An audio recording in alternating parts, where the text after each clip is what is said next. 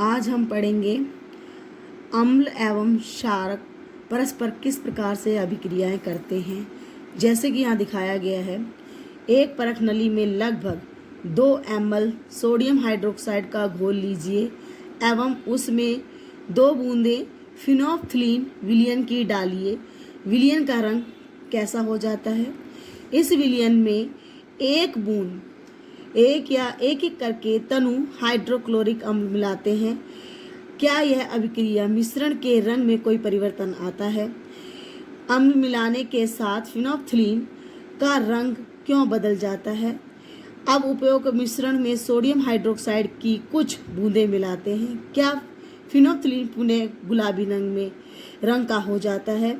अपने विचार इस प्रकार से देते हैं। देखिए कि यहाँ पर जो फिनोल्फ्थलीन है एक प्रकार का सूचक है, इंडिकेटर है, जो रंग के बारे में बताता है। यहाँ एक अभिक्रिया भी दी गई है। जैसे देखिए यहाँ पर एक जब अम्ल और क्षार आपस में क्रिया करते हैं तो यहाँ पे एक नया उत्पाद बनता है जिसे सोडियम क्लोराइड कहते हैं। ये सोडियम क्लोराइड एक साधारण नमक है जो एक्वा मतलब जल में घुला हुआ है और प्लस जल का एक अणु निकलता है। यह अभिक्रिया इस प्रकार से थी।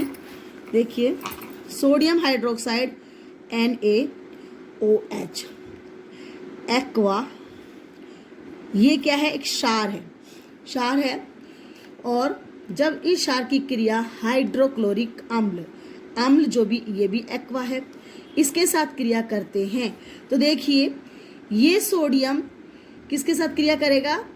यहाँ पर आ जाएगा और H कहाँ चला जाएगा? यहाँ पे इंटरचेंज होगा।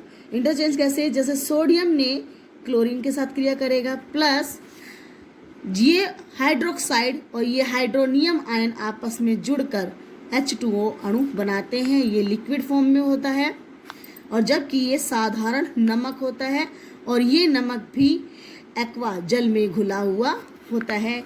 इस प्रकार से ये क्या बन जाता है? आपस में क्रिया करके एक ऋणायन होता है, एक पॉजिटिव होता है। ये आपस में क्रिया करके एक दूसरे के जो बल होता है, फोर्स होता है, उसे न्यूट्रल कर देते हैं। इस कारण से ये उदासीन हो जाता है। इस अभिक्रिया को उदासीनी अभिक्रिया भी कहते हैं। सामान्य उदासीनीकरण अभिक्रिया को इस प्रकार से भी लिखा जा सकता है। देखो जैसे ये चीज क्या है? क्षारक प्लस अम्ल क्या बना लेता है? लवण बनाता है और प्लस जल का अणु निकलता है। अब आता है अम्लों के साथ अधात्विक ऑक्साइड की अभिक्रिया।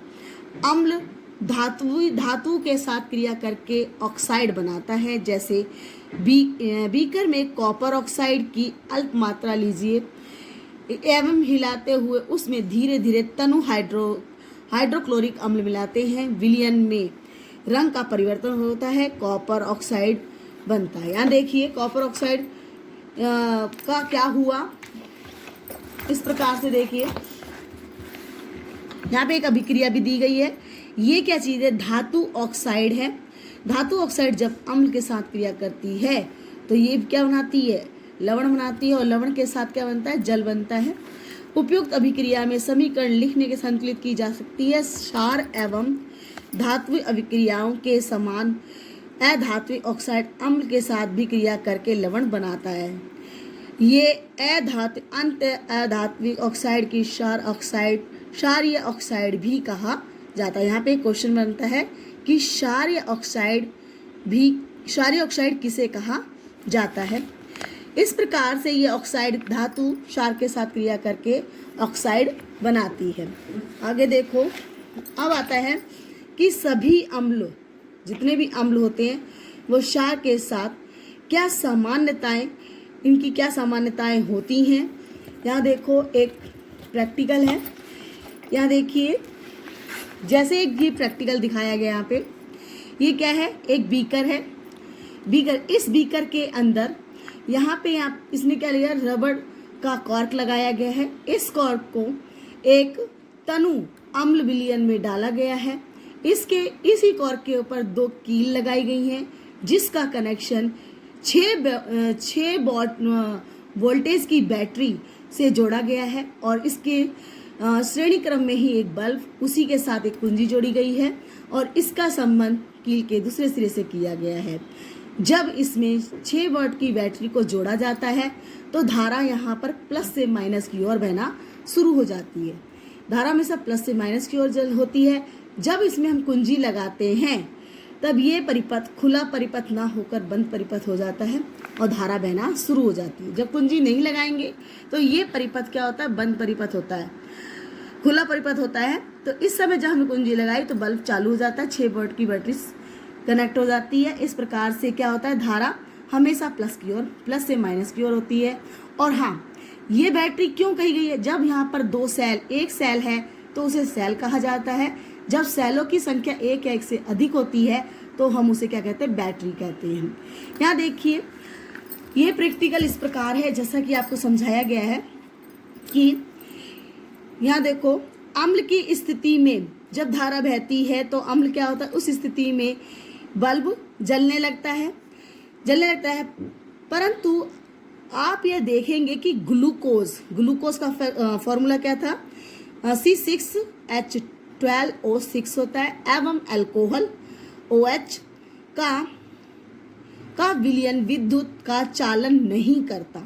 ये 2 चीज होती हैं जो कि विद्युत का चालन नहीं करता। C6H12O6 ये क्या है बेटा, ग्लूकोज है एवं अल्कोहल कोई भी हो सकता है। जैसे यहाँ हमने लिखा है मैथिल अल्कोहल, प्रोपिल अल्कोहल, कुछ भी हो सकता है।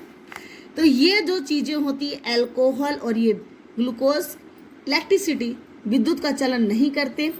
बल्ब के जलने से यह पता चलता है कि विलयन में विद्युत धारा का प्रवाह हो रहा है।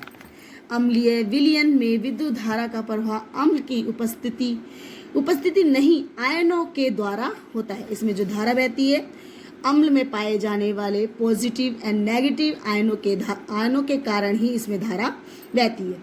अम्लों में 2 प्रकार के आयन होते हैं, जो कि प्लस, जिसे बोलते हैं धनायन पॉजिटिव, और एक होता है ऋण आयन जिसे बोलते हैं नेगेटिव। यहाँ पे देखिए, एक यहाँ पे अम्ल दिया हुआ है हाइड्रोक्लोरिक अम्ल। हाइड्रोक्लोरिक अम्ल में H पॉजिटिव है जबकि क्लोरीन नेगेटिव है। यहाँ देखिए, आपको इस प्रकार दिखाया गया है। अब ये आता है, ये हमारा होता है HNO3। ये HNO3 क्या है, नाइट्रिक एसिड होता है। ये नाइट्रिक एसिड में भी ये प्लस, ये नेगेटिव होता है। ये होता है एसिटिक अम्ल, ये प्लस और ये पूरा माइनस होता है। ये सारे इस प्रकार से अम्ल होते हैं, इन्हीं के कारण विद्युत धारा का प्रवाह होता है। H हमेशा